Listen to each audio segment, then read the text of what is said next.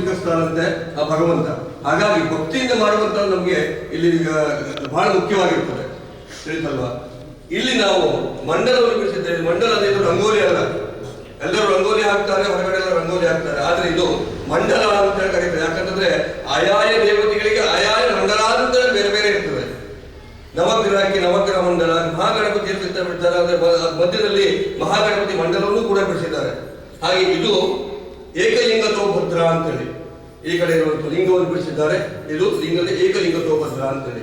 ಈ ಮಂಡಲವನ್ನು ಯಾಕೆ ಬಿಡಿಸ್ತಾರೆ ಅಂತ ಕೇಳೋದಾದ್ರೆ, ನೀವು ನಾವು ಕೂತ್ಕೊಳ್ಬೇಕಾದ್ರೆ ಈಗ ಮನೆ ಅಥವಾ ಚಾಪೆ ಹಾಕೊಂಡು ಕೂತ್ಕೊಳ್ತೇವೆ, ಹೌದಾ? ಹಾಗೆ ದೇವತೆಗಳಿಗೂ ಕೂಡ ಆಯಾಯ ಮಂಡಲದಲ್ಲಿ ಆಯಾಯ ಮಂಡಲದ ರಚನೆ ಮಾಡಿ ಅದು ಕರೆದಾಗ ಮಾತ್ರ ಆಯಾಯ ದೇವತೆಗಳು ಅಲ್ಲಿ ಬಂದು ಕೂತ್ಕೊಳ್ತಾರೆ. ಯಾಕಂತಂದ್ರೆ ಇಲ್ಲಿ ದೇವತೆಗಳು ಭೂಮಿಯ ಮೇಲೆ ಕಾಲಿರುವುದಿಲ್ಲ. ಭೂಮಿಯ ಮೇಲೆ ಕಾಲಿಟ್ಟು ಏನಾಗುತ್ತೆ ಅಂದ್ರೆ ಇದು ಮೃತ್ಯು ಲೋಕ. ಇಲ್ಲಿ ಹುಟ್ಟಿದವರು ಎಲ್ಲರಿಗೂ ಕೂಡ ಮೃತ್ಯು ಅನ್ನುವಂತಹದ್ದಿದೆ. ಅದಕ್ಕೋಸ್ಕರ ಇಲ್ಲಿ ದೇವತೆಗಳು ಮೃತ್ಯು ಲೋಕದಲ್ಲಿ ಕಾಲಿಡುವುದಿಲ್ಲ. ಅದಕ್ಕಿಂತ 4 ಅಂಗುಲ ಎತ್ತರದಲ್ಲಿ ಬಂದಾಗ ನಾವು ವೇದೋಕ್ತವಾಗಿ ಮಂತ್ರಪೂರ್ವಕವಾಗಿ ನಾವು ಕರೆದಾಗ ಆ ದೇವತೆಗಳನ್ನು ಕೂತ್ಕೊಂಡು ನಾವು ಏನು ಕೊಡ್ತೇವೋ ಆ ಎಲ್ಲ ಭವಿಷ್ಯಗಳನ್ನ ಹಾಗೂ ಪೂಜೆ ಪುರಸ್ಕಾರ ಸ್ವೀಕರಿಸಿ ಸಂತುಷ್ಟರಾಗಿ, ನಮಗೆ ಭಕ್ತಿಯಿಂದ ಕೊಟ್ಟಿದ್ದ ಸಂತುಷ್ಟರಾಗಿ ಅವರು ಸ್ವೀಕರಿಸುತ್ತಾರೆ. ನಮಗೆ ಏನು ಬೇಕು ಅದನ್ನು ಅನುಗ್ರಹಿಸುತ್ತಾರೆ ಅನ್ನುವಂತಹದ್ದು ವೇದ ಪುರಾಣಗಳಲ್ಲಿ ಹೇಳಿದಂತ ಮಾತು. ಹಾಗೆ ಇಲ್ಲಿ ಬಿಡಿಸಿದ್ದು ಅಲ್ಲಿ ಗಣಪತಿ ಮಂಡಲ ನಿಮಗೆಲ್ಲ ಗೊತ್ತುಂಟು. ಹಾಗೆ ಇಲ್ಲಿ ನವಗ್ರಹ ಮಂಡಲ ಬಿಡಿಸಿದ್ದಾರೆ. ನವಗ್ರಹ ಮಂಡಲದ ಅಷ್ಟೆಲ್ಲ ಕೋಣೆಗಳು ಹೇಗೆ ಬರ್ತವೆ ಅಂತ ಕೇಳಿದ್ರೆ, ಮಧ್ಯದಲ್ಲಿ ಸೂರ್ಯ, ಆಮೇಲೆ ಅದರ ನಂತರದಲ್ಲಿ ಪೂರ್ವದಲ್ಲಿ ಶುಕ್ರ ಇರ್ತಾನೆ, ಆಮೇಲೆ ಆಗ್ನೇಯದಲ್ಲಿ ಅಗ್ನಿ, ಆಗ್ನೇಯದಲ್ಲಿ ಚಂದ್ರ ಇರ್ತಾನೆ, ಆಮೇಲೆ ಪಶ್ಚಿಮದಲ್ಲಿ ಅಗ್ನಿ ಇರ್ತಾನೆ. ಹಾಗೆ ನೈಋತ್ಯದಲ್ಲಿ ನಿವೃತ್ತಿ, ಪಶ್ಚಿಮದಲ್ಲಿ ಶನಿ, ಆಮೇಲೆ ಇಲ್ಲಿ ವಾಯುವ್ಯದಲ್ಲಿ ಕೇತು ಇರ್ತಾನೆ, ಆಮೇಲೆ ಉತ್ತರದಲ್ಲಿ ಗುರು ಇರ್ತಾನೆ, ಆಮೇಲೆ ಈಶಾನ್ಯದಲ್ಲಿ ಇರೋದು ಬುಧ. ಹೀಗೆ ಇರ್ತಾರೆ. ಆಮೇಲೆ ಹೊರಗಡೆ ಮತ್ತೆ ಎಲ್ಲ ಲೋಕಪಾಲ ದೇವತೆಗಳು, ಇಂದ್ರಾದಿ ದೇವತೆಗಳು, ಇಂದ್ರ, ಅಗ್ನಿ, ಯಮ, ನಿವೃತ್ತಿ ಹಾಗೂ ವರುಣ, ವಾಯು, ಸೋಮ ಮತ್ತು ಈಶಾನ್ಯ. ಆಮೇಲೆ ಕೆಳಗಡೆ ಮತ್ತೆ ಇವರು ರಕ್ಷಾ ದೇವತೆಗಳು. ರಕ್ಷಾ ದೇವತೆಗಳು ಯಾವ್ಯಾವ ಅಂತಂದ್ರೆ ದುರ್ಗಾ, ಗಣಪತಿ, ವಾಸ್ತು, ಕ್ಷೇತ್ರಪಾಲ, ತ್ರಯಂಬಕ ರುದ್ರ ಮತ್ತು ಅಭಯಂಕರೇಂದ್ರ, ಮೃತ್ಯುಂಜಯ ಮತ್ತು ಅಗ್ನಿ. ಇವು ನಮ್ಮ ರಕ್ಷಣೆಗೋಸ್ಕರ ದೇವತೆಗಳು. ಹಾಗೆ ಇಲ್ಲಿ ಈ ಕಡೆ ಇರುವುದೇನು ಅಂತ ಕೇಳಿದ್ರೆ, ಇಲ್ಲಿ ಲಿಂಗತೋ ಭದ್ರ ಅಂತೇಳಿ ಬರೀ ಲಿಂಗವನ್ನು ಬಿಡಿಸಿದ್ರೆ ಆಗ್ತದೆ. ಅದ್ ಯಾಕೆ ಅವೆಲ್ಲವೂ ಕೂಡ ಬರಬೇಕು. ಈಗ ಒಂದು ಲಿಂಗವನ್ನ ನಾವು ಪ್ರತಿಷ್ಠಾಪನೆ ಮಾಡಬೇಕಾದ್ರೆ ಅಷ್ಟಬಂಧ ಹಾಕೊಂಡೇ ನಾವು ಇದನ್ನ ಪ್ರತಿಷ್ಠಾಪನೆ ಮಾಡ್ತೇವೆ, ಹೌದಲ್ವಾ? ಈ ಗೋಕರ್ಣದಲ್ಲಿ ಕೇಳಿರ್ಬೋದು ಆತ್ಮಲಿಂಗ ಅಂತೇಳಿ. ಆ ಆತ್ಮಲಿಂಗಕ್ಕೆ ಅಷ್ಟೇ ಬಂಧವನ್ನ ಹಾಕಿ ಅಷ್ಟು ಗಟ್ಟಿಯಾದ ಬಂಧವನ್ನ ಕೂಡಿಸಿ ಅಲ್ಲಿ ಪ್ರತಿಷ್ಠಾಪನೆ ಮಾಡಿರ್ತಾರೆ. ಅದಕ್ಕೋಸ್ಕರ ಅದು ಬಂಧವಾಗಿ ನಿಲ್ಬೇಕು ಅಂತ. ಯಾಕಂದ್ರೆ ಈಶ್ವರ ಯಾವ ಹೊರಗಡೆ ಹೋಗೋದಿಲ್ಲ, ಅಲ್ಲೇ ಇರ್ತಾನೆ ಅಂತೇಳಿ. ಅಲ್ಲಿ ಇರುವಂತದ್ದು ಕೂಡ ಹೊರಗಡೆ ನಾಲ್ಕು ತರುವಂತ ಸ್ತಂಭ, ಆಮೇಲೆ ಹಸಿರು ಕಾಣುವಂತದ್ದು ಒಲ್ಲಿ, ಆಮೇಲೆ ಮಧ್ಯದಲ್ಲಿ ಸರಪಳಿ ಇರ್ತಾರಲ್ಲ, ಸರಪಳಿ ಇರ್ತದೆ, ಆಮೇಲೆ ಮೇಲ್ಗಡೆ ಅದು ಬಂಧ ಇರ್ತದೆ, ಆಮೇಲೆ ಮಧ್ಯದಲ್ಲಿ ಲಿಂಗ. ಇವೆಲ್ಲವೂ ಕೂಡಿದಾಗ ಒಂದು ಮೃತ್ಯುಂಜಯ ಸ್ಥಾಪನೆ ಅನ್ನುವಂತಹದ್ದು ಆಗ್ತದೆ. ಅದಕ್ಕೋಸ್ಕರ ನಾವೆಲ್ಲರೂ ಕೂಡ ಬೇಡ್ಕೊಳ್ಬೇಕು. ಹೇಗಂತ ಕೇಳಿದ್ರೆ, ಈ ಮಂಡಲವನ್ನು ದರ್ಶನ ಮಾಡಿದರೆ ಆ ನಿಜವಾದ ದೇವತೆಗಳ ದರ್ಶನದಷ್ಟೇ ಪುಣ್ಯ ಅನ್ನುವಂಥದ್ದು ನಮಗೆ ಸಿಗ್ತದಂತೆ. ಹಾಗಾಗಿ ನೀವೆಲ್ಲರೂ ಕೂಡ ಇವತ್ತು ದಿವಸ ಮಂಡಲ ದರ್ಶನವನ್ನು ಪಡೆದು ಬೇಡಿಕೊಳ್ಳಿ.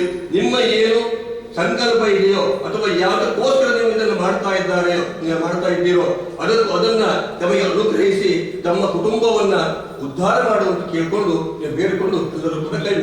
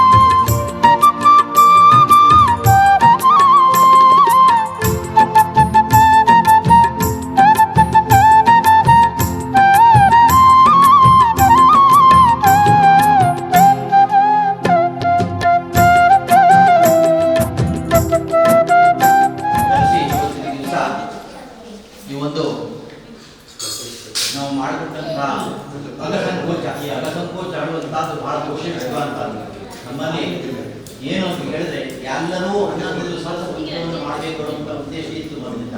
ಆದರೆ ಧರ್ಮಗಳಿಗೆ ಸ್ವಲ್ಪ ತೊಂದರೆ ಬರ್ತಾ ಇರೋದ್ರಿಂದ 7 ಸಂಪುಟಿ ಕಳೆದವರಿಗೆ ನಾವು 3 ದಿವಸದ ಸಂಕೋಚ ಮಾಡಿದ್ದೇವೆ ಆ ಸೂಚಕವನ್ನು.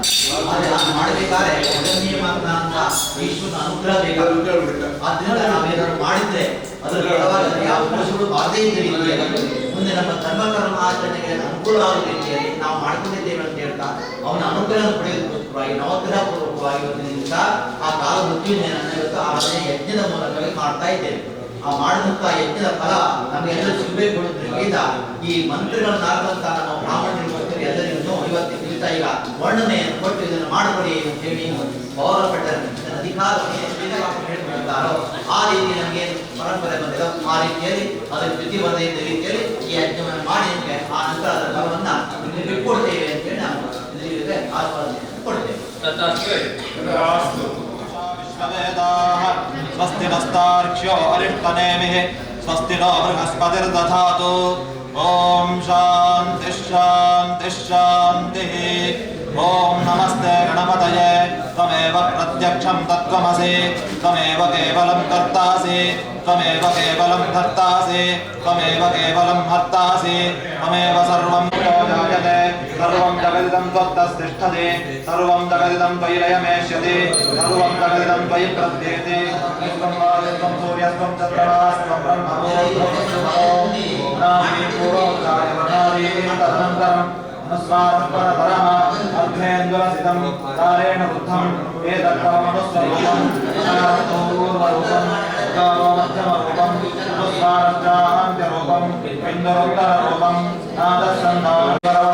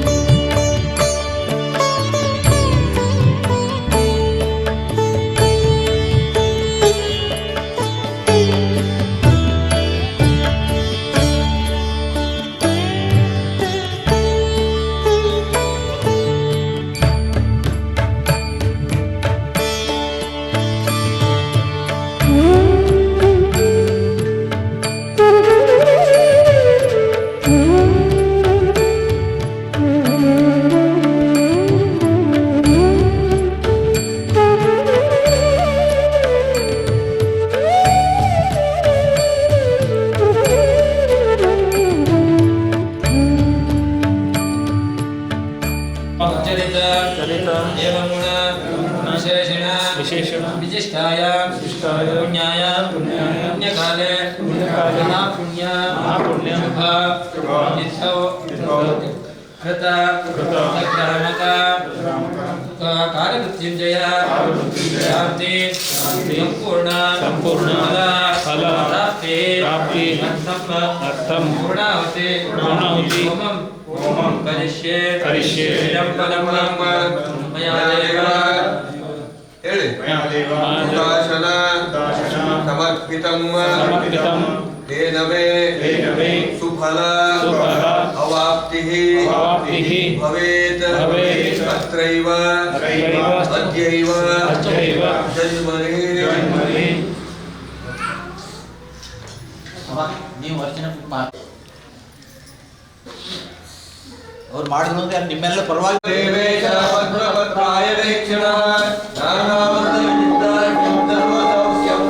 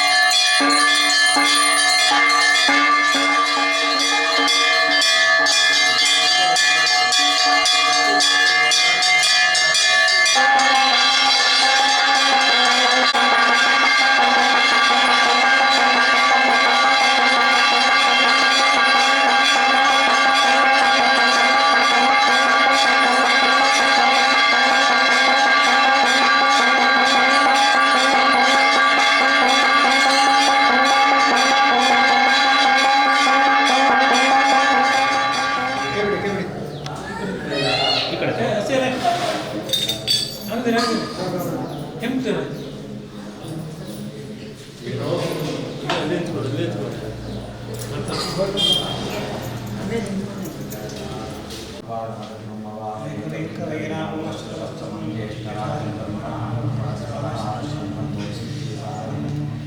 ವಿಘ್ನೇಶ್ವರಾಯ ನಮಃ. ತದ್ವಿಷ್ಣು ಪರಮ ನಿಮ್ಮ ಬಾಲಕ್ಕೆ ಹೇಳ್ತೀನಿ. ಮಹಾದೇವಾಯ ನಮೋ ನಮಃ. ನಮಸ್ತೆ ದೇವದೇವೇಶ ಶಂಭೋ ಸರ್ವಾರ್ಥ ಸಾಧಕ ಅಭೀಷ್ಟ ಮಮ ಮಹಾವಿಷ್ಣು ಸರ್ವಾಭೀಷ್ಟ ಫಲಪ್ರದ. ನಮಃ ಶಿವಾಯ ಗುರವೇ ಸಚ್ಚಿದಾನಂದಮೂರ್ತೆ ನಿತ್ಯಪ್ರಪಂಚಾಯ ಶಾಂತಾಯ ನಿರಾಲಂಬಾಯ ತೇಜಸೆ ಮಹಾಲಕ್ಷ್ಮೀ ಚ ವಿದ್ಮಹೇ ವಿಷ್ಣುಪತ್ನಿ ಚ ಧೀಮಹಿ ತನ್ನೋ ಲಕ್ಷ್ಮೀ ಪ್ರಚೋದಯಾತ್. ರವಳನಾಥೇಶ್ವರ ಮಹಾಲಕ್ಷ್ಮೀ ನಮಃ. ಹೇ ಜಗಜ್ಜಯ ಜಗದೀಶ್ವರಿ ಪರಮೇಶ್ವರ, ಇವತ್ತಿನ ದಿವಸ ನಿನ್ನ ಸಾನ್ನಿಧ್ಯದಲ್ಲಿ ಎಲ್ಲ ಗುಡಿಗಾಲ ಕುಟುಂಬದವರು ಸೇರಿಕೊಂಡು ಇವತ್ತಿನ ದಿವಸ ಅವ ಸಂಕೋಚದ ನಿಮಿತ್ತ ಮಾಡಿದಂಥ ಕಾರ್ಯನಾಗಿ ಅವರಿಗೆ ಹೋದಲ್ಲಿ ಬಂದಲ್ಲಿ ಮಾಡಿದಂಥ ಉದ್ಯೋಗದಲ್ಲಿ ವ್ಯವಹಾರದಲ್ಲಿ ಪ್ರತಿಯೊಂದರೂ ಯಶಸ್ಸು ಕೊಟ್ಟು ಎಲ್ಲ ರೀತಿಯ ಶಕ್ತಿಯನ್ನು ಕೊಟ್ಟು ಹಿಂದೆ ಹೆಚ್ಚಿನ ಸೇವೆಯನ್ನು ಮಾಡಿಕೊಳ್ಬೇಕು. ಅವ್ರ ಮನಸ್ಸಿನಲ್ಲಿ ಏನೇನು ಇಚ್ಛೆಗಳಿದ್ದಾವೆ ಅವೆಲ್ಲ ನೆರವೇರಿಸಿಕೊಳ್ಬೇಕು. ಮಕ್ಕಳಿಗೆಲ್ಲ ವಿದ್ಯಾರ್ಥಿ ಕೊಟ್ಟು ಯಾವುದೇ ರೋಗ ರುಜಿನಗಳು ಹಾಗೆ ಮಾಡಿಕೊಟ್ಟು ಆರೋಗ್ಯವನ್ನು ನೀಡಿ ಹೇ ಪರಮೇಶ್ವರ ಅನುಗ್ರಹವನ್ನಾಗಿ ಮಾಡಿದಂಥ ಪೂಜೆಯಿಂದ ಇನ್ನು ಮುಂದೆ ಎಲ್ಲರಿಗೂ ಒಳ್ಳೆಯದಾಗಲಿ ಅಂತ ಅನುಗ್ರಹ ಮಾಡಬೇಕು ಅಂತೇಳಿ ಎಲ್ಲರೂ ಸಕುಟುಂಬರ ಪ್ರಾರ್ಥನೆ ಮಾಡಿಕೊಳ್ತಾ ಇದ್ದಾರೆ. ಎಲ್ಲರೂ ಸಕಾಶ ಹಾಕಿದೆ.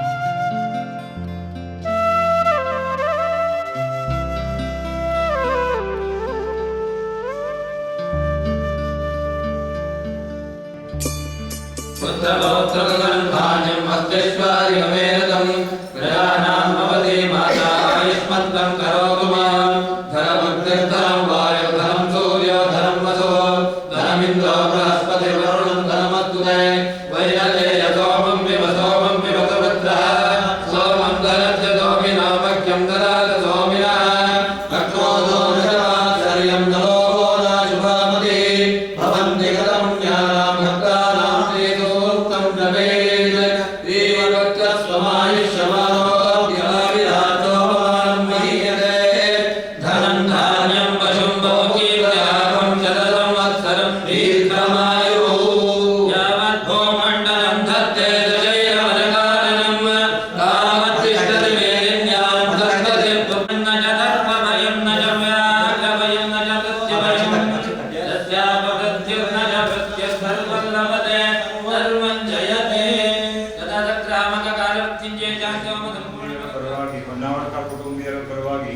ನಾವು 8 ದಿವಸ ಹಿಂದೆ ಅಗಸಂಕೋಚಾರವನ್ನು ಮಾಡಿ ಇವತ್ತೇ ನವಗ್ರಹ ಪೂರ್ವಕ ಕಾಲ ಮೃತ್ಯುಂಜಯ ಹವನವನ್ನು ಏನು ಪುರೋಹಿತರ ಮುಖಾಂತರ ನಾವು ಮಾಡಿಸ್ಕೊಂಡಿದ್ದೇವೆ.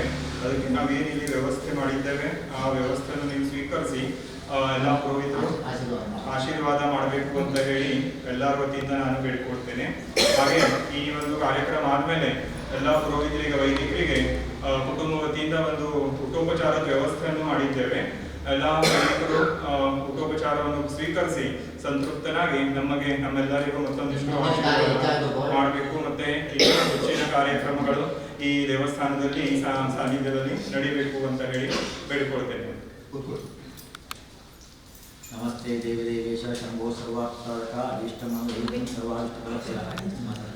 ಮತ್ತು ಮಹಾಲಕ್ಷ್ಮಿ ಈ ಸಾನ್ನಿಧ್ಯದಲ್ಲಿ ಇವತ್ತಿನ ದಿವಸ ಈ ಹೊನ್ನಾವರದ ಬಡಿಯ ಕುಟುಂಬದವರು, ಗುಡಿಗಾರ ಕುಟುಂಬದವರು ಇವತ್ತೆಲ್ಲರೂ ಸೇರಿಕೊಂಡು ನೀವು ಕಾಲಮೃತ್ಯು ಶಾಂತಿ ಅಂದರೆ ಬರೀ ಮೃತ್ಯುಂಜಯ ಅಲ್ಲ, ಕಾಲಮೃತ್ಯು ಶಾಂತಿಯನ್ನು ನವಗ್ರಹ ಪೂರ್ವಕವಾಗಿ ಇವತ್ತು ಮಾಡಿ ಬ್ರಾಹ್ಮಣ ಪೂರ್ವಕ ಮಾಡಿ ಮುಗಿಸಿದ್ದೇವೆ. ನೀವೇನು ಹೇಳಿದ್ರಿ ಇದನ್ನೆಲ್ಲ ಮಾಡಿಕೊಡಿ ಅಂತೇಳಿ ಆ ವರ್ಣನೆಯನ್ನು ಕೊಟ್ಟರಿ. ಅದರಂತೆ ನಾವೆಲ್ಲ ಆ ಮಂತ್ರವನ್ನು ತಿಳ್ಕೊಂಡಂತ ನಾವೆಲ್ಲ ಗುರುವಿನ ಕಲ್ತವರು ಅದರಂತೆ ಯಥೋಚಿತವಾಗಿ ಇವತ್ತಿನ ದಿವಸ ಹೇಗಾಗಬೇಕು ಹಾಗೆ ಆ ರೀತಿಯಲ್ಲಿ ನಾವು ಎಲ್ಲರೂ ಒಟ್ಟಾಗಿ ಇಂಥ ದಿವಸನ ಕಾರ್ಯವನ್ನು ಮುಗಿಸಿಕೊಟ್ಟಿದ್ದೇವೆ. ಮಾಡಿದಂಥ ಇದರಲ್ಲಿ ನವಗ್ರಹಗಳನ್ನು ಆರಾಧನೆ ಮಾಡಿದ್ದೇವೆ. ಮೊದಲು ಗಣಪತಿ ಆರಾಧನೆ ಆಗಿದೆ, ಆನಂತರ ವರುಣನ ಆರಾಧನೆ ಆಗಿ ಪುಣ್ಯ ಅಂದರೆ ಈ ಪುಣ್ಯವನ್ನು ಸ್ವೀಕಾರ ಮಾಡಲಿಕ್ಕೆ ಅಧಿಕಾರ ಕೊಡಬೇಕು ಅಂತೇಳಿ ಆ ದೇವರನ್ನು ಕೇಳಿಕೊಂಡು ಅದನ್ನು ಒಕ್ಕೊಂಡು ಬ್ರಾಹ್ಮಣದ ಅಧಿಕಾರ ತಗೊಂಡು ಆ ರೀತಿ ಮಾಡಲಿಕ್ಕೆ ನೀವು ಎಲ್ಲರಿಗೂ ವಹಿಸಿಕೊಟ್ಟಂತಿರ್ತದೆ. ಆ ನಂತರದಲ್ಲಿ ನವಗ್ರಹ ಪೂರ್ವಕ ನಮಗೆ ಬೇಕಾಗಿರುವಂಥ ನವಗ್ರಹಗಳು ನಾವೆಲ್ಲ ಕೃತ್ಯ ಅಂತ ಕೇಳಿದ್ರೆ ಹೇಳ್ತಾರೆ ಗ್ರಹ ಬಿಡಿ ಇದೆ ಅಂತ ಹೇಳ್ತಾರೆ. ಹಾಗಲ್ಲ, ನೀವೆಲ್ಲ ಕುಟುಂಬದಲ್ಲಿ ಕೂಡ್ಕೊಂಡು ಮಾಡಿದಂಥ ಈ ನವಗ್ರಹದಿಂದ ಎಲ್ಲ ಗ್ರಹಗಳು ಉಚ್ಚ ಸ್ಥಿತಿಯಲ್ಲಿ ಇರ್ತಾರೆ. ಒಳ್ಳೆ ಏಕಾಂತ ಫಲ ಸಂಕಲ್ಪದಲ್ಲಿ ಹೇಳಿದ್ದಾರೆ. ಎಲ್ಲೆಲ್ಲ ಏನೇನು ತೊಂದರೆ ಎಲ್ಲ ಸಂಕಲ್ಪವನ್ನು ಚೆಂದ ಮಾಡಿ ಹೇಳ್ಕೊಟ್ಟಿದ್ದಾರೆ. ಇವತ್ತು ನಿಮ್ಮಿಂದೇ ಮಾಡಿಸಿದ್ದಾರೆ. ಅಷ್ಟೇ ಅಲ್ಲ, ಆ ಮಾಡಿದ ಪುಣ್ಯದ ಎಲ್ಲ ಗ್ರಹಗಳು ಏಕಾದಶ ಫಲ ಕೊಡಬೇಕು ಅಂತೇಳಿ ಅವರು ಪ್ರಾರ್ಥನೆ ಮಾಡ್ಕೊಂಡಿದ್ದಾರೆ. ನಾವು ದೇವರಲ್ಲಿ ಪ್ರಾರ್ಥನೆ ಮಾಡ್ಕೊಂಡಿದ್ದೇವೆ. ಕಾಲ ಮೃತ್ಯುಂಜಯರನ್ನ ಕುರಿತು ಅಪೈತ ಅಪೈತ ಮೃತ್ಯು ಅಂತ ಹೇಳಿದ್ರೆ ಏನೇನು ಆ ಮೃತ್ಯುಗಳನ್ನು ಸಂಕಲ್ಪ ಮಾಡಿಸಿದ್ದಾರೆ. ಅಪಮೃತ್ಯು ಮೃತ್ಯು ಎಲ್ಲ ಸತ್ತಾಂಗ ಆಗುವುದು ತಿಳಿತಲ್ವಾ, ಅದಕ್ಕೆ ಅಪಮೃತ್ಯು ಅಂತ ಹೇಳ್ತಾರೆ. ಮಾನಹಾನಿ ಆದರೂ ಸತ್ತಾಂಗ ಆಗ್ತದೆ. ಯಾರು ಜೋರು ತಿಂಗಳ ಮಾಡಿದ್ರು ಸತ್ತಾಂಗ ಆಗ್ತದೆ. ಇಷ್ಟೆಲ್ಲ ಕೆಲಸ ಮಾಡಿದೆ ಅದೊಂದು ಅಪಮೃತ್ಯು. ಇನ್ನು ಕೆಲವೊಂದು ಜನರು ದೂಷಣೆ ಮಾಡ್ತಾರೆ, ಇನ್ನು ಕೆಲವು ಹೊಡೆದಾಡ್ತಾರೆ, ಎಲ್ಲ ಸತ್ತಾಂಗ ಆಗ್ತದೆ ಹೇಳ್ತಾರೆ. ಇನ್ನು ಕೆಲವೊಂದು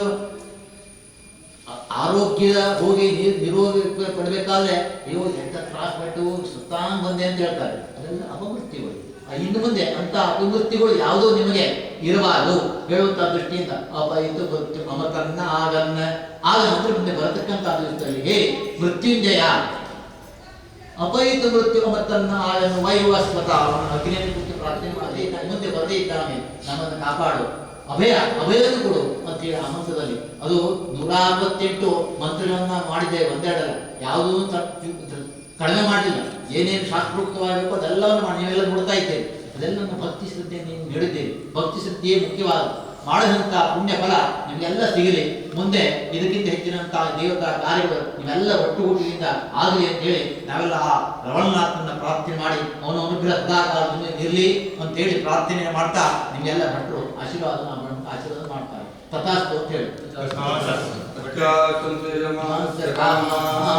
ನಿಮ್ಮಲ್ಲಿ ಕಾಮಬೇಕು ಅದನ್ನು ನೆರವೇರಲಿ ಅಂತೇಳಿ ನಾವು ನಿಮ್ಮ ಆಶೀರ್ವಾದವಾಗಿ ಮಾಡಿದ ಎಲ್ಲ ಪುಣ್ಯವನ್ನು ನಿಮ್ಗೆ ಬಿಟ್ಕೊಡ್ತಾ ಇದ್ದೇವೆ. ಹೇಳಿದ್ರಲ್ಲ, ಈಗ ನಮ್ಮ ಅಥರ್ವಣಧರಸ್ಯ ಅಂತ ಲಕ್ಷ್ಮೀನಾರಾಯಣ ಹೃದಯದಲ್ಲಿ ಹೇಳಲ್ಪಟ್ಟಿದೆ. ವಿಷ್ಣು ವಾಮಾಂಕ ಸಂಸ್ಥಿತಿ ಅಂತ ಹೇಳಿದ್ದಾರೆ. ಮೊದಲೇ ಪುರುಷೋತ್ತಮನು 2 ಭಾಗ ಆಗಬೇಕು ಅಂತ ಮೊದಲು ಏಕೋ ಆಗ್ಬೇಕಾರೆ ಅವನು ಪುರುಷೋತ್ತಮ 2 ಭಾಗ ಆಗಬೇಕು ಅಂತ ಹೇಳಿದ. ಎಡಗಡೆಯಿಂದ ಸ್ತ್ರೀಯನ್ನು ಉತ್ಪತ್ತಿ ಮಾಡಿದ, ಬಲಗಡೆಯಿಂದ ಪುರುಷನ ಉತ್ಪತ್ತಿಯನ್ನು ಮಾಡಿದ. ಯಾರು? ಆದಿನಾರಾಯಣ ಮೂಲ ಸ್ವರೂಪದಿಂದ. ಹಾಗಾಗಿ ಎಡಗಡೆಗೆ ಈಶ್ವರ ತನ್ನ ಅರ್ಧನಾರೀಶ್ವರಿ ಎಡಗಡೆಗೆ ಪಾರ್ವತಿಯನ್ನು ಇಟ್ಕೊಂಡಿದ್ದಾನೆ. ಅವನು ಫೋಟೋವನ್ನು ನೋಡಿ ಯಾವಾಗ ಎಡಗಡೆಗೆ ಇರ್ತದೆ, ಎಡಗಡೆ ಕಾಲ ಮೇಲೆ ಕೂರಿಸ್ಕೊಂಡಿದ್ದಾನೆ. ವಿಷ್ಣು ತನ್ನ ಎಡಗಡೆಗೆ ಹೃದಯ ಸ್ತಂಭದಲ್ಲಿ ಇಟ್ಕೊಂಡಿದ್ದಾನೆ. ಬ್ರಹ್ಮ ಎಡಗಡೆಯಲ್ಲಿ ಇಟ್ಕೊಂಡಿದ್ದಾನೆ.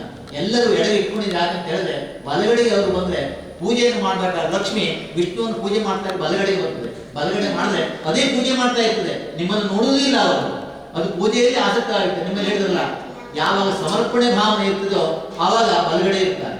ಯಾವಾಗ ದೇವಿಗಳು ಸ್ವೀಕಾರ ಮಾಡಿ ಪುನಃ ವರವನ್ನು ಕೊಡೋ ಸ್ಥಿತಿ ಇರ್ತದೋ ಆಗ ಶಕ್ತಿ ದೇವತೆ ಆಗ್ತಾರೆ. ಎಡಗಡೆ ಬಂದು ಕೂತ್ಕೊಂಡಿರ್ತದೆ. ಎಲ್ಲ ದೇವಸ್ಥಾನವನ್ನು ನೋಡಿ, ಲಕ್ಷ್ಮೀನಾರಾಯಣ ದೇವಸ್ಥಾನ ನೋಡಿ, ಪ್ರತಿಯೊಂದು ದೇವಸ್ಥಾನವನ್ನು ನೋಡಿ ಬೇಕಾದ್ರೆ ಎಡಗಡೆಯಲ್ಲಿ ದೇವಿ ಭಾಗವಿರ್ತದೆ. ಅಲ್ಲಿ ಪುರುಷ ಮತ್ತು ಸ್ತ್ರೀ ಎರಡೇ, ಬಾಕಿ ಯಾವ ದೇವತೆಗಳ ಸಂಬಂಧ ಇಲ್ಲ.